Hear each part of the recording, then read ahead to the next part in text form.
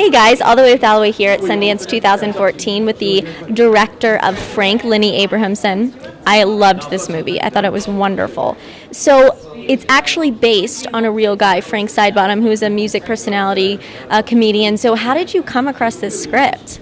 Well, the real Frank Sidebottom characters was one of the original inspirations. We ended up taking it in all sorts of different directions. But to sort of answer your question, John Ronson, who's one of the writers of Frank, and people might know him because he also wrote the book The Men Who Stare at Goats and recently The Psychopath Test, and he writes he's often on The Daily Show and stuff. He's quite a very interesting writer.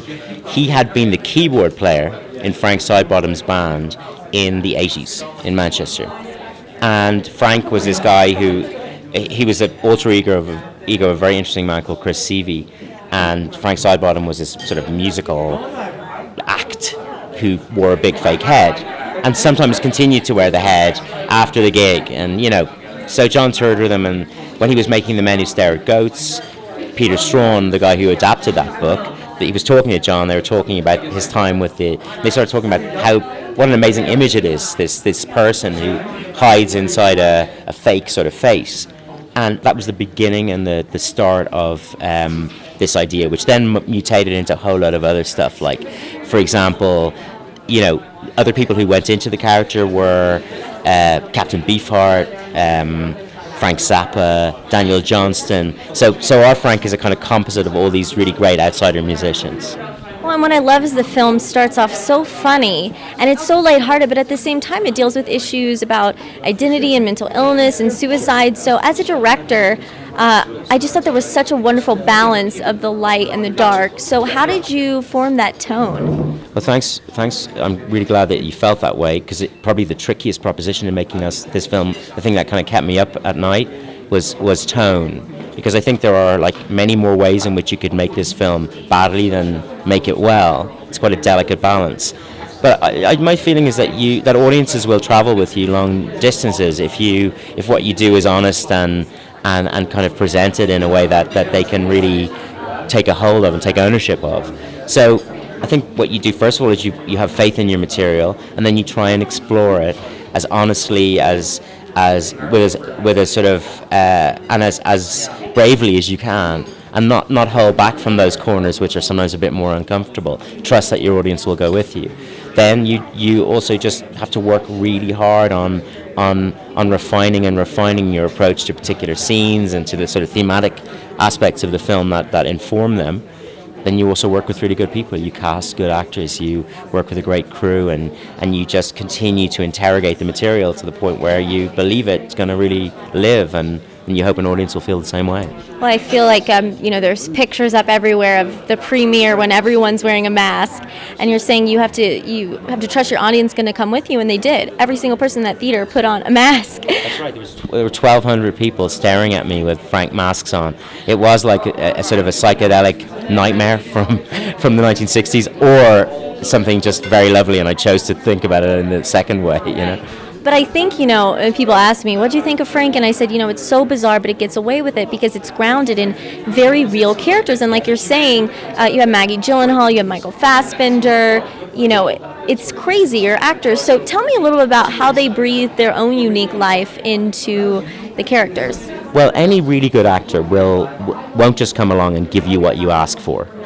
They'll always bring a whole lot of other instincts, and some of which won't work, and good actors are brave enough to just throw things at you that may or may not work, and you have to be kind of clear enough to take what's working and not get swamped by, because like I say, really good actors will give you an awful lot, and if you're afraid of that kind of that creative collaboration, then you'll lose a lot. So I think the first thing is, the one thing that you're saying is, the film gets away with its strangeness and its bizarreness.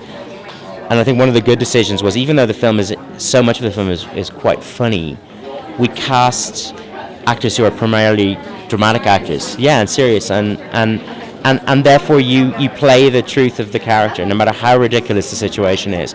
And that's always the essence of good comedy. So Domhnall Gleeson as well is a fabulous dramatic actor as well as a great comedian. But Michael I knew anyway, because I did a commercial with him years ago. I knew he was very funny. And even though recent roles he's taken have been pretty serious. I thought 12 Years a Slave was hilarious. I have to say I laughed a lot during that as well. But strangely, I got some funny looks. So did you find that as well from the rest of the audience? But no, no. So he's very funny, and so the actors do have to have, to play that comedy, they have to have a great sense of humor, but to primarily trust the material and play the truth of the character, and then tonally, so casting. Our approach to casting was, I went through a period of time when I was thinking about the film when I thought it might be interesting to cast a completely unknown actor as Frank, so that this idea of trying to imagine what this person looks like is something that the audience can do, right? But as soon as we started talking to Michael, and we started thinking about the idea of putting this incredibly well-known face behind a mask, it seemed to do an awful lot of really interesting things. First of all, it speaks to some of the themes in the film. John, the John character, he's all about self-presentation, through social media. So his Twitter persona, and it's a little sort of, it's an attempt to create a kind of cool avatar version of yourself that you put out into the world. And there's a disjunction between that person, like there is for all of us, and the person we really are, and the life we present and the life we really lead.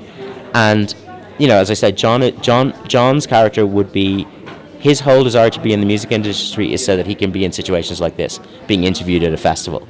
It's not about making the music, right? So it's about the persona rather than the kind of anything deeper than that. Well, what I love about the film is I think it's so relatable. I think we all sort of question if we're talented enough to be doing what we're doing. Right. So for you, were there moments where you related to John, or were you related to Frank, where your fantasy was put to the test? That's a really good question. Yes, is the answer to that. I mean, the reason why I'm so fascinated by the story is that, like anybody who's creative, I've had periods of terrible self-doubt, and I have them on every job. And I don't know any actor or unless you're a psychopath, I think you have to have those doubts will be there, and people express them differently. Sometimes people become very arrogant and aggressive and difficult. Some other people just become, withdraw.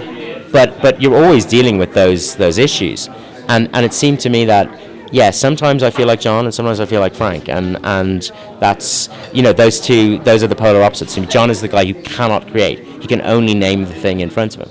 That whole opening sequence when he's trying to write a song, I think we've all been there, as kids trying to write poetry or whatever, and we're desperately looking for a theme, and we start talking about the bottle that we can see right in front of us because nothing else comes. And Frank, on the other hand, can make art out of anything.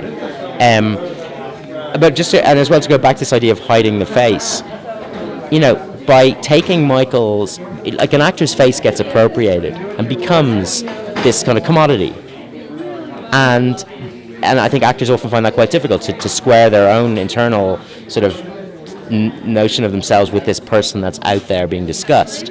And so by hiding Michael, by taking an actor whose face is such a commodity now, and we want to see it, and hiding it, that talks to a lot of these ideas about self-promotion, self-presentation, kind of the truth versus the kind of the marketable fiction, Last night I was walking on Main Street, and I was thinking, and my friend's like, why are you so quiet? I'm like, am I delusional? And I was like, after seeing Frank, I started thinking about ways that maybe I'm delusional and I choose to live in a bubble, which is metaphorical but also physical for Frank in this film. So I kind of felt like the film was saying sometimes it's better to live in sort of a bubble of confidence than to face reality. Again, that's a very good question, because I have these terrible moments often when I wake up early or, just for whatever reason, where I think, I have no sense of what it means to talk. I mean, I think there's truth in this, that there really is no real sense to the idea of your real self. And the real self concept is all over, American cinema. Who you really are. I'm proud of who I am. I learned to accept. It's a construct, I don't know what it really means. And actually, one constantly builds these illusions, delusions. It would be actually impossible to live without it. But I do think that knowing that that's part of what it is to be alive does allow you sometimes to get rid of the most egregious ones anyway.